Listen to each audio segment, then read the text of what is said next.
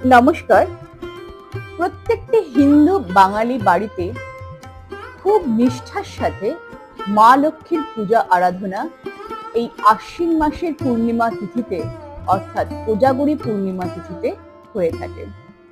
আজকের আলোচনা করব এবছরের অর্থাৎ 2024 সালের কোজাগরী পূর্ণিমা নিয়ে বা কোজাগরী পূর্ণিমা তিথি সম্পর্কে বলবো আজকে। অনেকেই কোজাগরী পূর্ণিমা তিথির সময়সীমা জানতে চেয়েছেন। অবশ্যই আজকের বলে দেব এবছর অর্থাৎ 2024 সালের কোজাগরী পূর্ণিমা তিথি কবে পড়েছে এবং কোজাগরী পূর্ণিমা তিথির সম্পূর্ণ সময়সীমা বলে দেব, পূর্ণাঙ্গ সময়সূচি বলে দেব। আর তার সাথে বলবো যে এই পূর্ণিমা তিথিতে মা লক্ষ্মীর আরাধনা করার সবথেকে শুভ সময় কোনটি। এছাড়া এই দিন বাড়িতে অনেকেই সত্যনারায়ণের পুজো করে থাকেন এবং তাই সত্যনারায়ণ পূজারও সময় সীমা বলে দেব। আর বলবো যে অনেকে ব্রত উপবাস করেন, সেই ব্রত উপবাসের সঠিক সময়সূচি। তার সাথে জানাবো এই দিন অষ্টম বিধিনিষেধ কি এবং অনেকের বাড়িতেই বা প্রত্যেকেই হয়তো এই দিন পাঁচালি পড়ে থাকেন। তো পাঁচালি পড়ার অর্থাৎ মা লক্ষ্মীর পাঁচালি পড়ার সঠিক নিয়ম কি সেটা আজ বলে দেব। তাই ভিডিওটি অত্যন্ত ইম্পর্টেন্ট হতে চলেছে।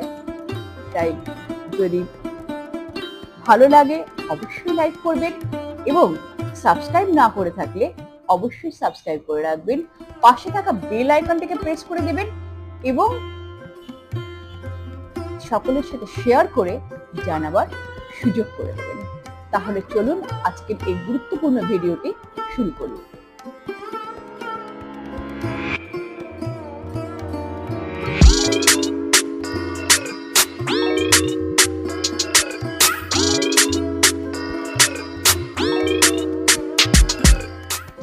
কোজাগরী কথাটার অর্থই হচ্ছে কে জাগরণ করছে, অর্থাৎ কে জেগে আছে, কে জেগে মা লক্ষ্মীর পূজা আরাধনা করছে। বহু প্রাচীন কাল থেকে হিন্দু সনাতন ধর্মে ধনাধান্যের এই দেবী মা লক্ষ্মীর পূজা আরাধনা করার নিয়ম প্রচলিত। ভারতবর্ষ প্রত্যেকটি মা লক্ষ্মীর মন্দিরে এবং প্রত্যেকটি গৃহে মা লক্ষ্মীর পূজা আরাধনা বা পূজা পাঠ হয়ে থাকে এবং প্রত্যেক বৃহস্পতিবার ও শুক্রবার করে মা লক্ষ্মীর পাঁচালি পাঠ করা হয়ে থাকে। অর্থাৎ বাড়ির যিনি গৃহিণী তিনি অবশ্যই মা লক্ষ্মীর পাঁচালি পাঠ করে থাকেন। পারিবারিক সুখ সমৃদ্ধি ও শান্তি লাভের জন্যই প্রত্যেক বাড়িতে মা লক্ষ্মীর পূজা আরাধনা বা পূজা পাঠ করা হয়ে থাকে। আশ্বিন মাসের পূর্ণিমা তিথিকে বলা হয়ে থাকে কোজাগরী মা লক্ষ্মী পূর্ণিমা তিথি।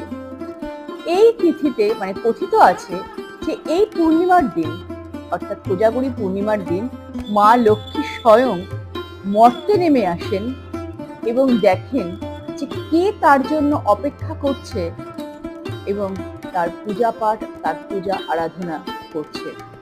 আসলে এই দিনটি অত্যন্ত শুভ একটি দিন।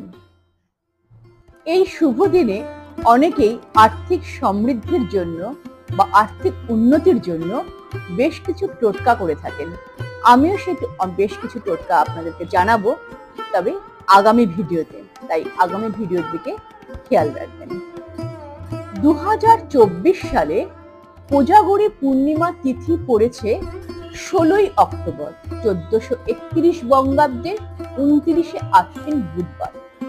বিশুদ্ধ পঞ্জিকা মতে কোজাগরী পূর্ণিমা তিথি শুরু হচ্ছে 16ই অক্টোবর বা 29শে আশ্বিন বুধবার রাত 8:41 এবং পূর্ণিমা তিথি শেষ হবে 17ই অক্টোবর বা 30শে আশ্বিন বৃহস্পতিবার বিকেল 4:56।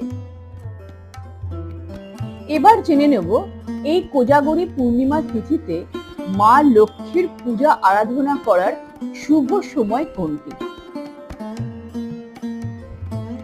16ই অক্টোবর বা 29শে আশ্বিন বুধবার রাত্রি 8:41 থেকে রাত্রি 11:46 পর্যন্ত শুভ সময়। আপনারা এই সময়সীমার মধ্যে মা লক্ষ্মীর পূজা আরাধনা অবশ্যই করে নেবেন।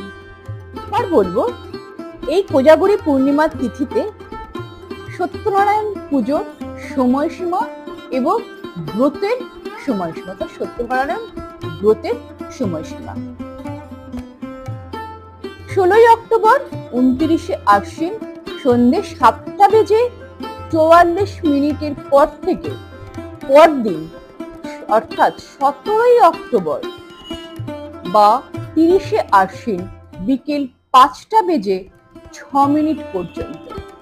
এবার বলে দেব লক্ষ্মী পুজোর দিন অষ্টম বিধিনিষেধ কি কি, এবং এই অষ্টম বিধিনিষেধ যদি আপনি পালন করেন তাহলে আপনার গৃহে সুখ সমৃদ্ধি ও শান্তি অবশ্যই বজায় থাকবেন। প্রথম হলো, লক্ষ্মী পুজোয় কখনোই কাসর বা ঘন্টা বাজাতে নেই। 2 নম্বর, মা লক্ষ্মীর পুজোতে তুলসী পাতার ব্যবহার সম্পূর্ণ নিষিদ্ধ। 3 নম্বর, লক্ষ্মী পুজোয় সাদা ফুলের ব্যবহার নিষিদ্ধ। 4 নম্বর, কোজাগরী পূর্ণিমায় মা লক্ষ্মীর ভোগ রান্নার জন্য লোহার তৈরি বাসন ব্যবহার করবেন না।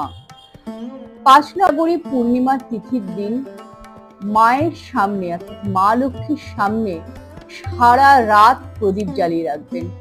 কোনোভাবেই সেই স্থান যেন অন্ধকার না থাকে।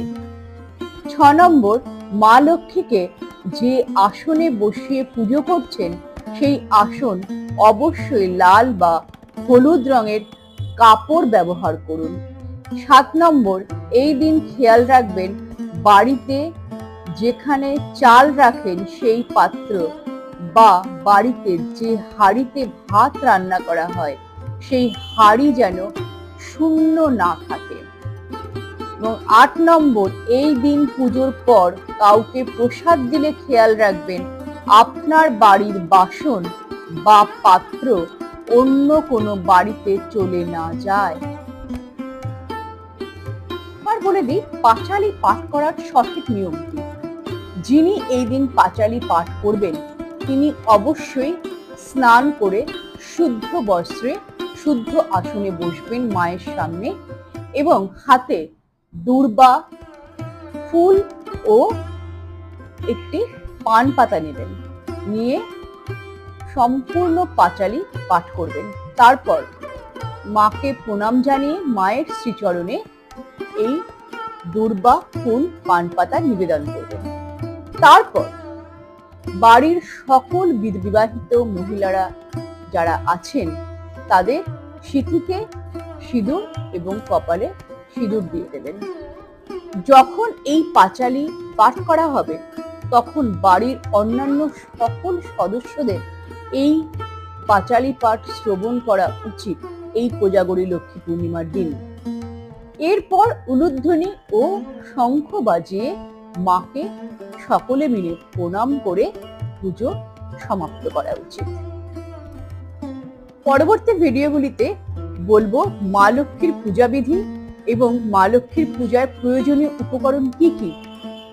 তাছাড়া বলবো মা লক্ষ্মীর কোন ভোগে কি নিবেদন করলে মা লক্ষ্মী অত্যন্ত সন্তুষ্ট হন, আর বলবো বেশ কিছু দরকারি টোটকা। তাই যদি এখনো চ্যানেলটি সাবস্ক্রাইব না করে থাকেন অবশ্যই সাবস্ক্রাইব করে রাখুন আর পাশে থাকা বেল আইকনটিকে প্রেস করে রাখুন যাতে এই ভিডিওগুলির নোটিফিকেশন আপনারা সহজেই পেয়ে যান। মা লক্ষ্মীর আশীর্বাদ আপনাদের উপরে বর্ষিত হোক এই প্রার্থনা জানিয়ে আজকের এই ভিডিও এখানেই শেষ করছি। দেখা হচ্ছে পরবর্তী পর্বে। ততক্ষণ ভালো থাকুন, সুস্থ থাকুন, আনন্দে থাকুন আর সুরক্ষিত থাকুন।